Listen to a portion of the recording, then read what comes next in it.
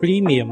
Luxury Hybrid Electric Vehicle នេះគឺជាអ្វីដែលខ្ញុំបាននិយាយបានចំពោះរថយន្ត Ford HL ឆ្នាំ2026តម្លៃ$80,000ថ្ងៃនេះខ្ញុំនឹងប្រាប់ពីចំណុចពិសេសនៃរថយន្តមួយនេះបំពាក់ជាមួយនឹងកៅអី3ជួរហើយសម្រាប់ជួរទី2គឺមានលក្ខណៈ High Class Luxury បំពាក់ជាមួយនឹងកៅអីអូតូ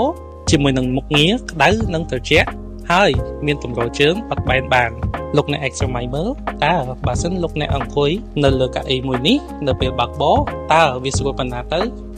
មកមើលផ្នែកខាងមុខរបស់រថយន្តនេះមានបំពាក់ជាមួយនឹងអេក្រង់ Touch Screen ទំហំ12 អ៊ីងជាមួយនឹងចង្កឹះលេខបែប Luxury E-Shifter ហើយនឹងមានបំពាក់ជាមួយនឹងប្រព័ន្ធជំនួយការបើកបរដែលស័ក្តិសមនៃភាព Luxury និង Premium